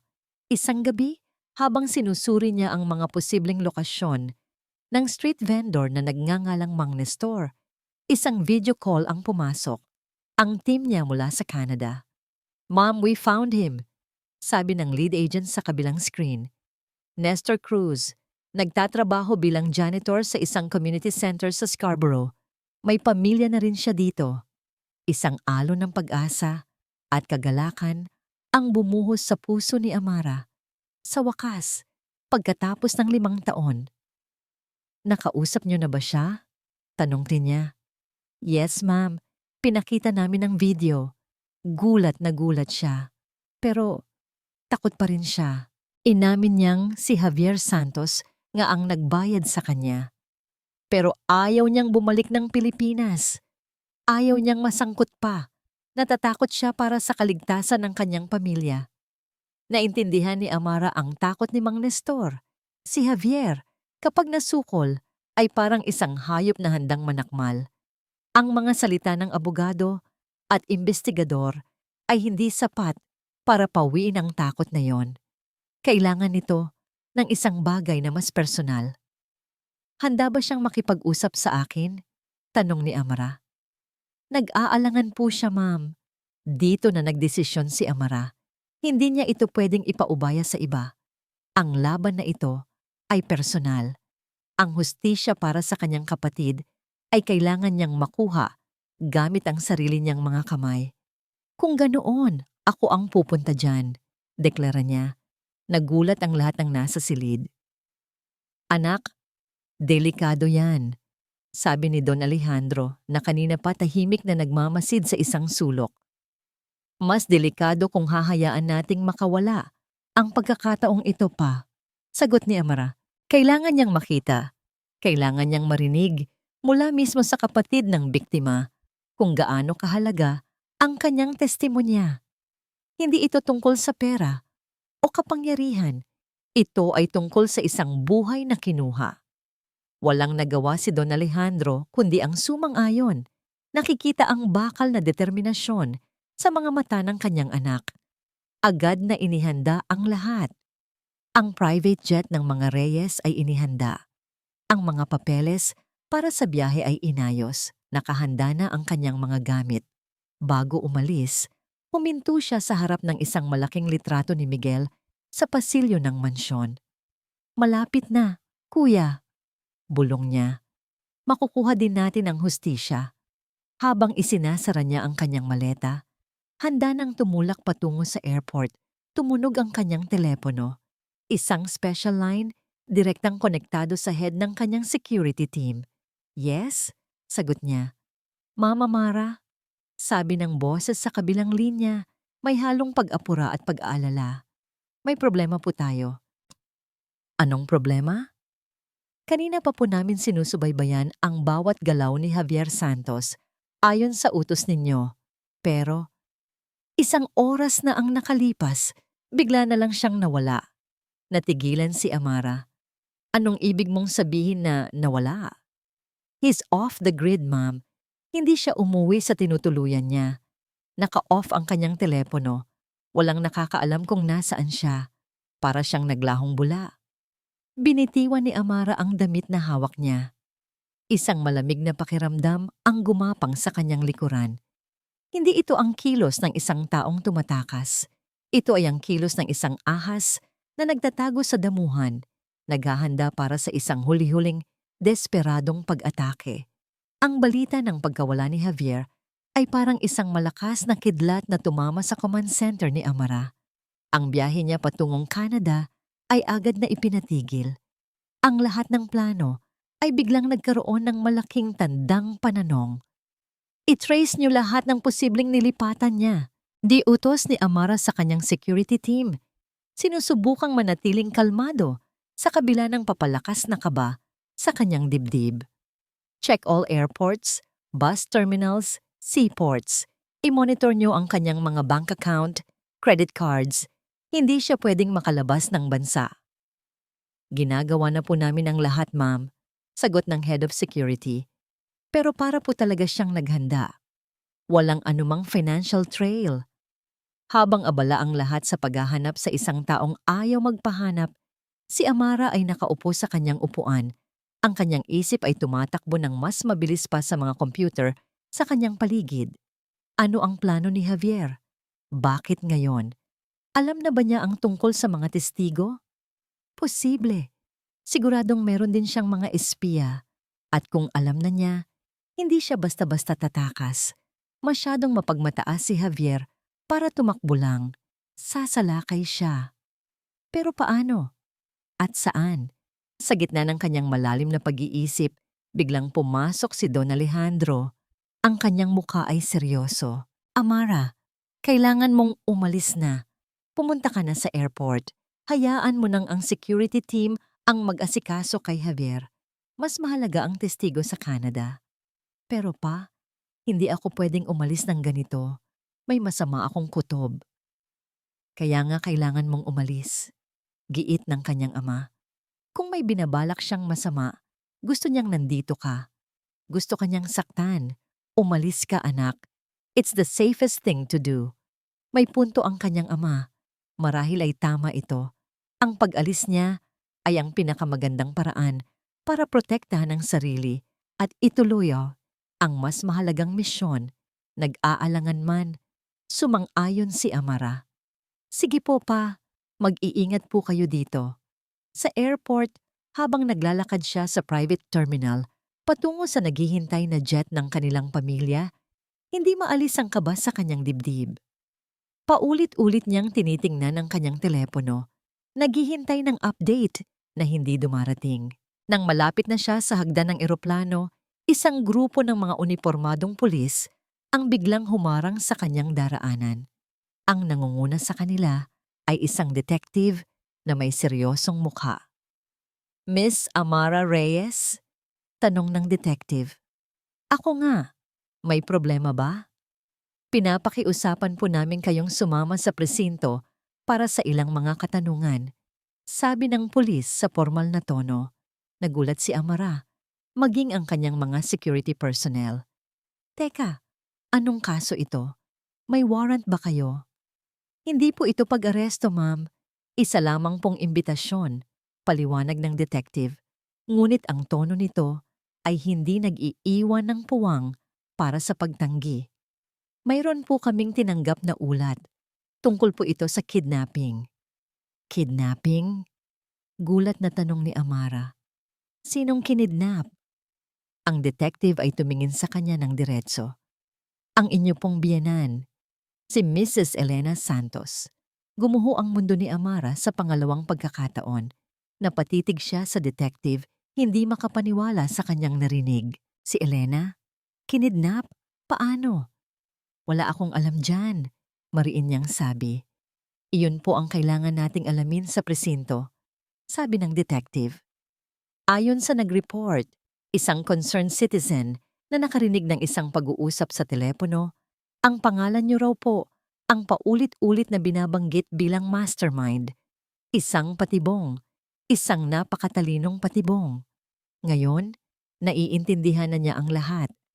Hindi nagtago si Javier para tumakas. Nagtago siya para isagawa ang kanyang huling desperadong galaw.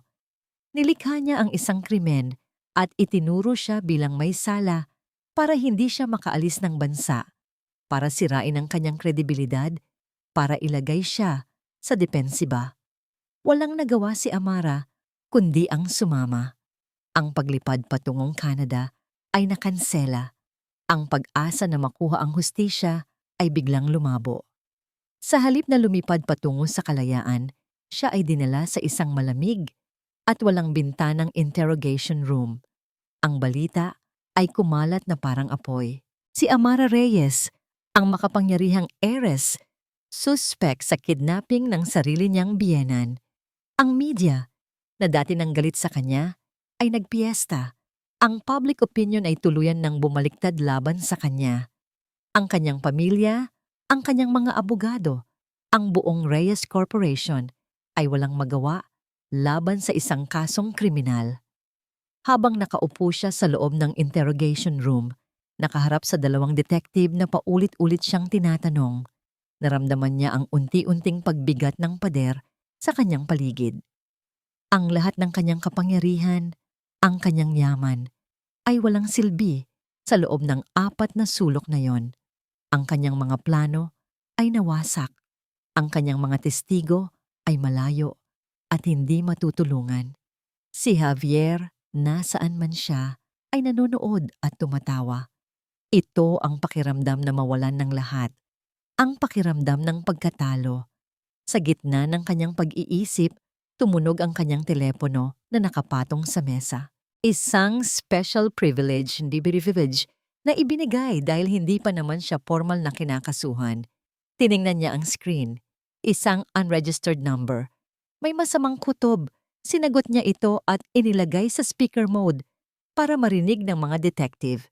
Isang pamilyar na boses, puno ng pagkasuklam at tagumpay, ang narinig niya mula sa kabilang linya. Hello, mahal ko.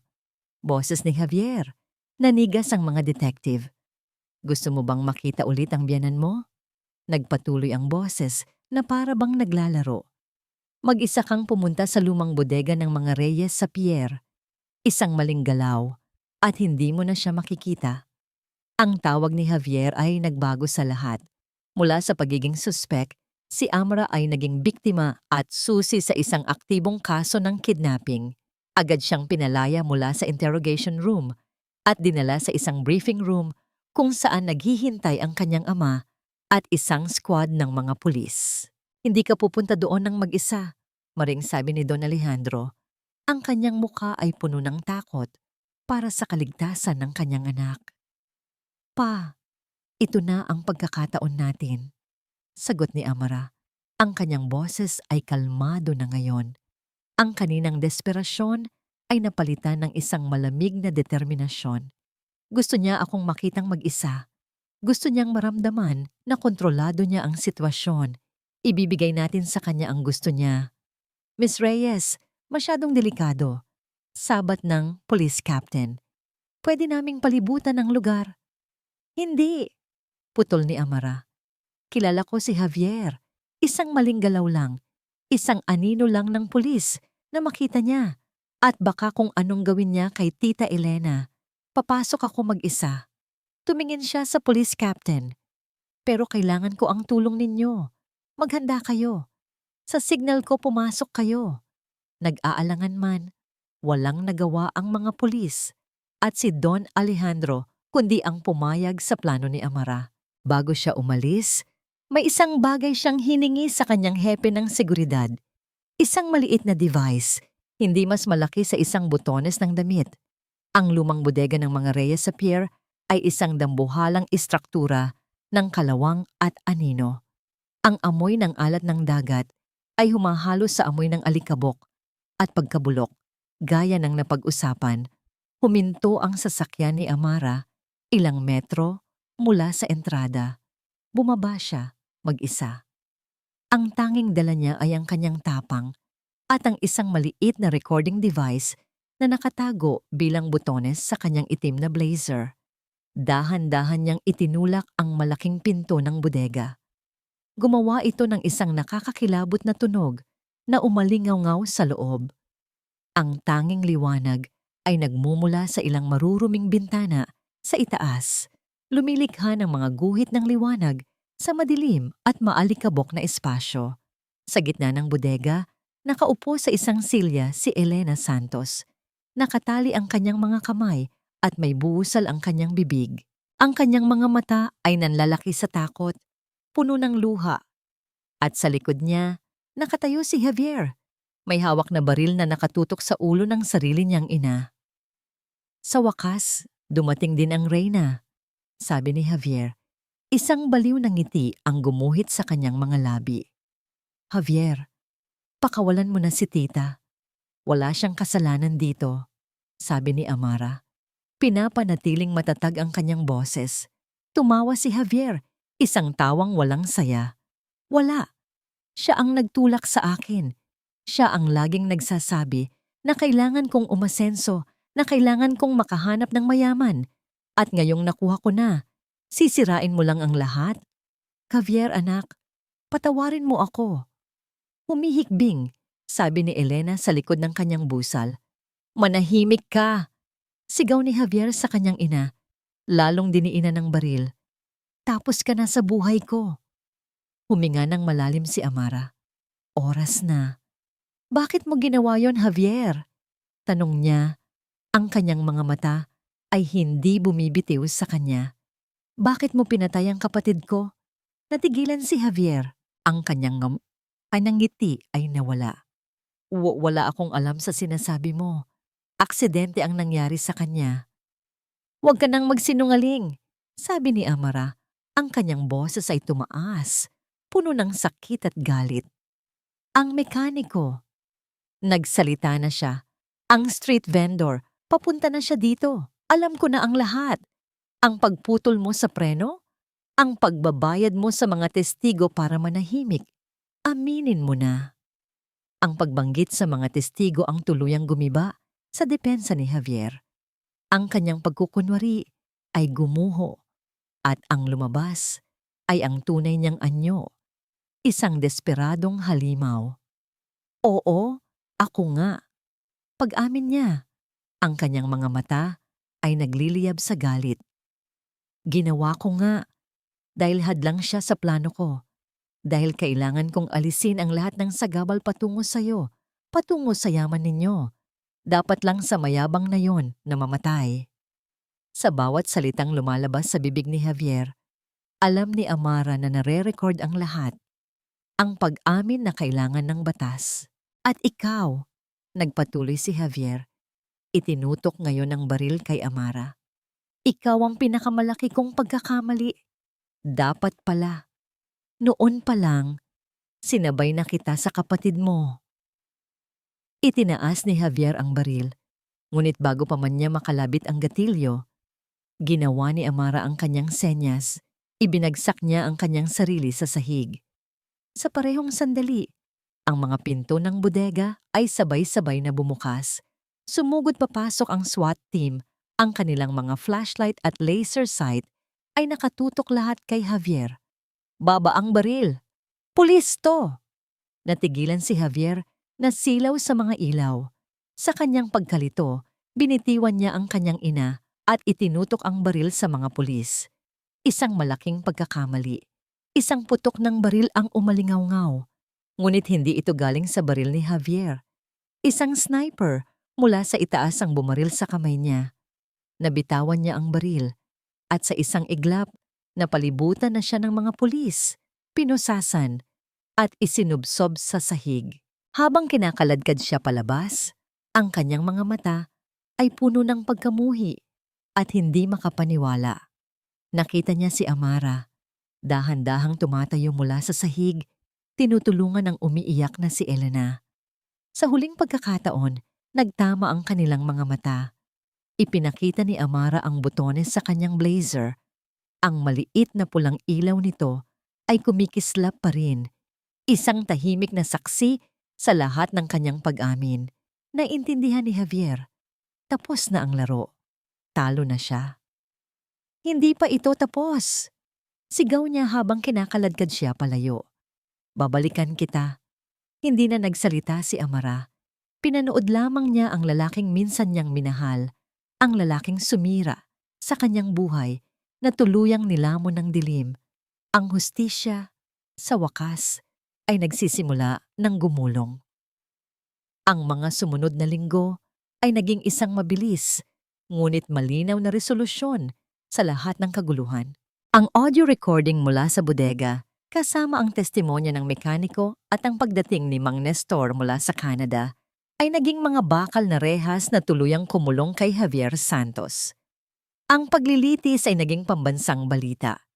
Bawat detalye ng kanyang panlilinlang, ng kanyang kasakiman, at ng kanyang malamig na pagpaslang kay Miguel Reyes ay inilatag para makita ng buong mundo. Ang publiko, na minsan ay kumampi sa kanya, ay ngayon ay sumisigaw ng hustisya para sa mga Reyes.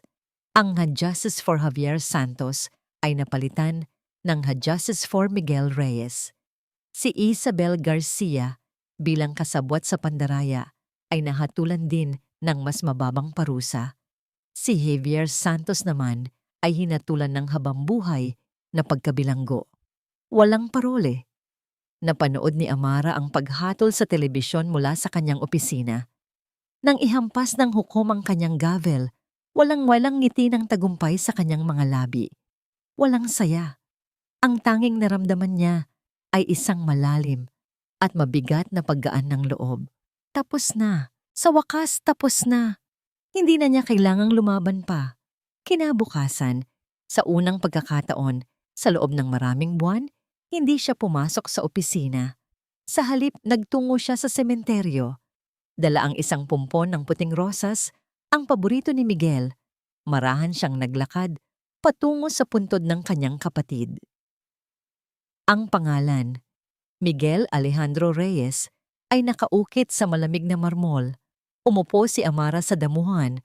Sa tabi nito, hinaplos ang mga inukit na letra. "Hi, Kuya!" Simula niya, ang kanyang boses ay isang mahinang bulong.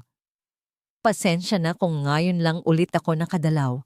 Naging magulo ang lahat." Huminga siya ng malalim. Pinipigilan ang mga luha. "Nakuha na natin siya, Kuya. Nagbabayad na siya sa ginawa niya sa'yo. Matatahimik ka na. Matatahimik na tayong lahat." Inilatag niya ang mga bulaklak sa ibabaw ng puntod. "Alam mo, natakot ako. Akala ko hindi ko kakayanin. Akala ko, yung Amara na minahal ni Javier, yung mahinang Amara, yun na talaga ako. Pero nagkamali ako." Isang maliit na ngiti ang sumilay sa kanyang mga labi. "Natuklasan ko na nandito ka pa rin pala.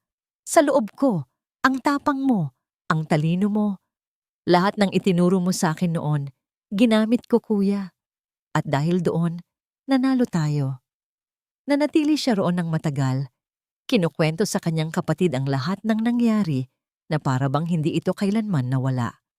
Sa paglubog ng araw, sa unang pagkakataon, sa loob ng 5 taon, naramdaman niya ang tunay na kapayapaan. Ang bigat na matagal na niyang pasan-pasan ay unti-unti nang nawawala. Ilang araw ang lumipas, isang hindi inaasahang bisita ang dumating sa kanyang opisina. Si Elena Santos, ang dating mapagmataas at eleganteng ginang, ay ngayon ay isang anino na lamang ng kanyang dating sarili. Ang kanyang mga mamahaling damit ay napalitan ng simple at kupas na bestida. Ang kanyang buhok ay may mga puti na. Ang kanyang mga mata ay pagod at puno ng pagsisisi. Anong kailangan mo? Tanong ni Amara.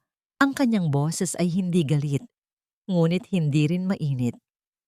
Gusto ko lang, gusto ko lang humingi ng tawad, sabi ni Elena. Ang kanyang boses ay nanginginig. Sa lahat ng nagawa ko sa'yo, sa lahat ng masasakit na sinabi ko, nabulag ako, Amara. Nabulag ako sa ambisyon.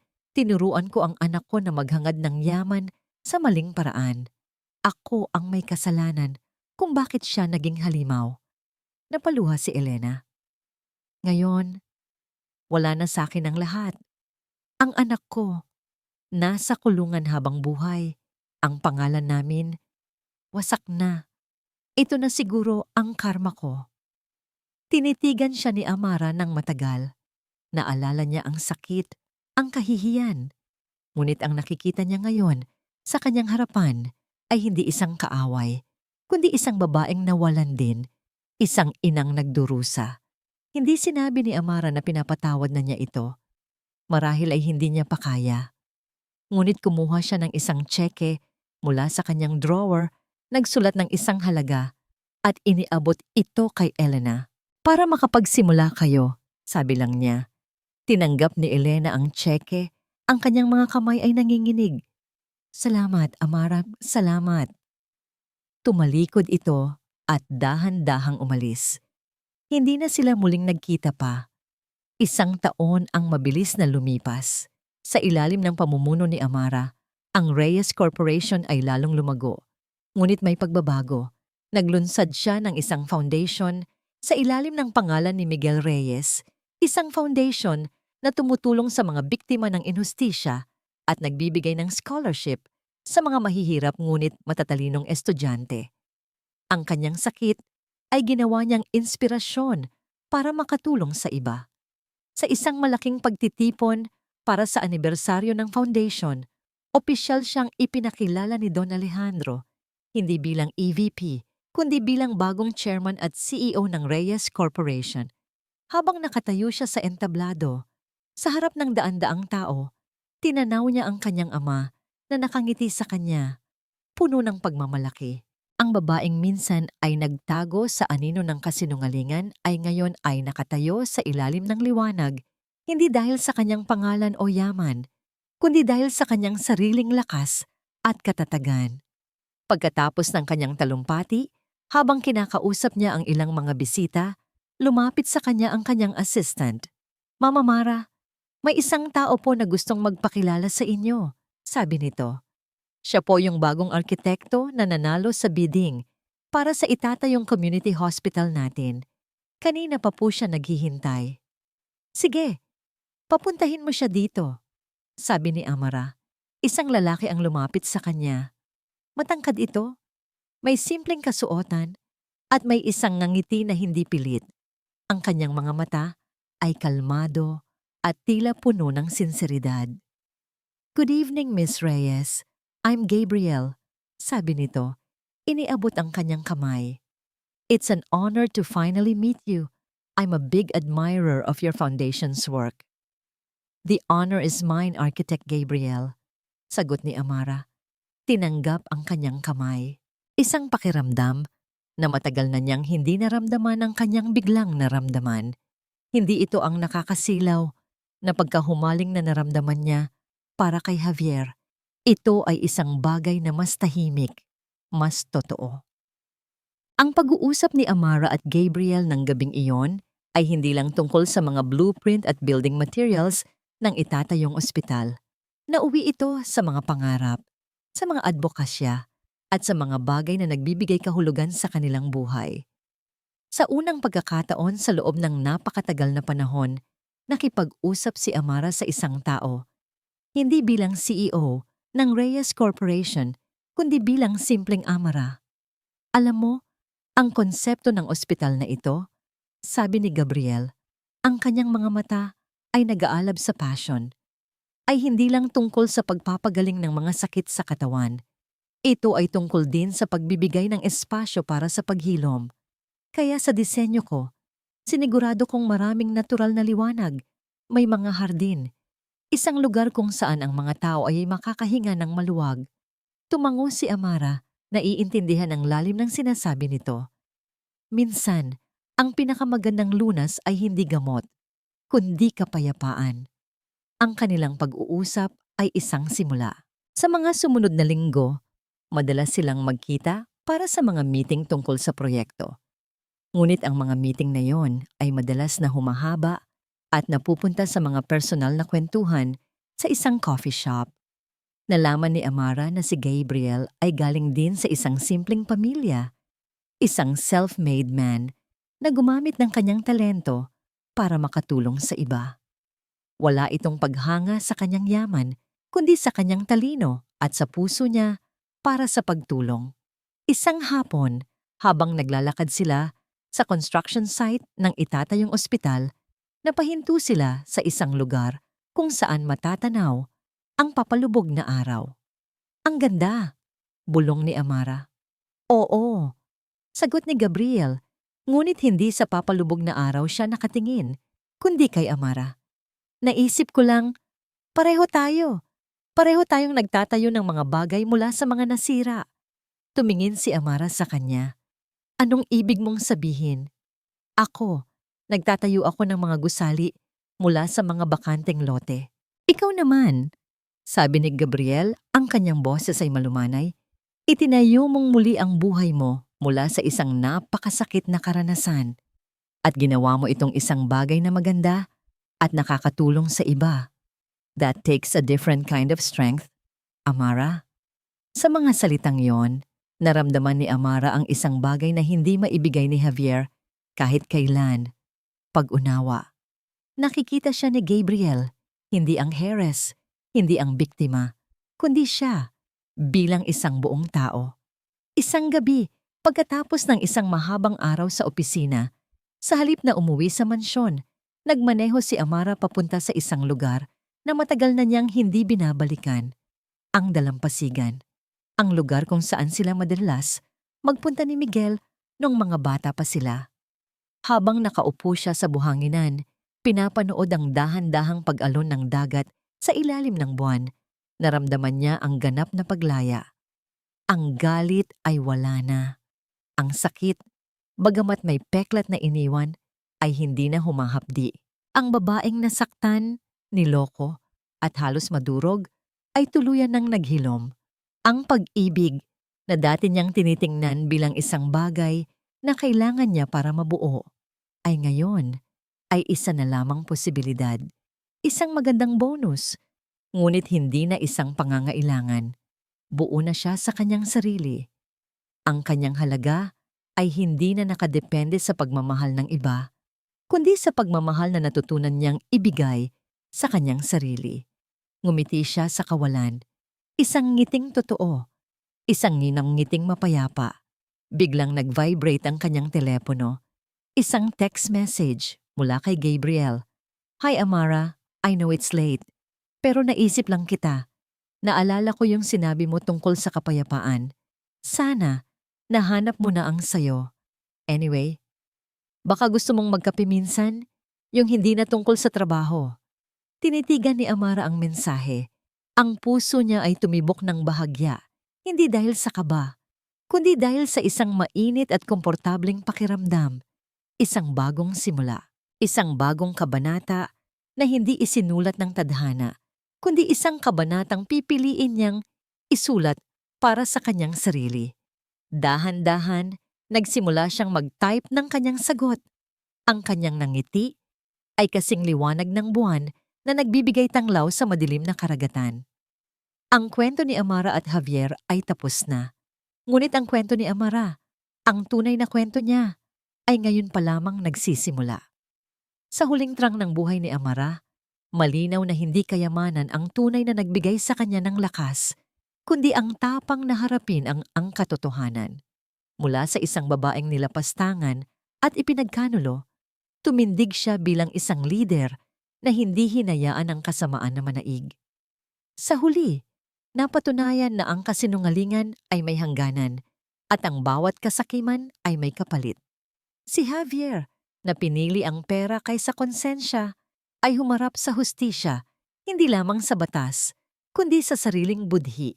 Samantalang si Amara, sa kabila ng lahat ng sugat, ay nakatagpo ng kapayapaan at dignidad na hindi kayang bilhin ng kahit anong yaman. Ang kwentong ito ay paalala na darating ang araw na ang masama ay mananagot at ang mabuti ay gagantimpalaan, minsan hindi sa paraang inaasahan, pero sa paraang nararapat. Sa inyong palagay, tama ba ang naging desisyon ni Amara na ilantad ang lahat, kahit masakit ang katotohanan? Kung kayo ang nasa kanyang kalagayan, pipiliin niyo ba ang paghihiganti o kapatawaran? Kumusta kayo ngayon? Sana ay maayos ang inyong kalagayan at may napulot kayong aral sa kwentong ito. Huwag mag-atubiling magbahagi ng inyong saloobin. Mahalaga sa amin ang inyong boses at karanasan.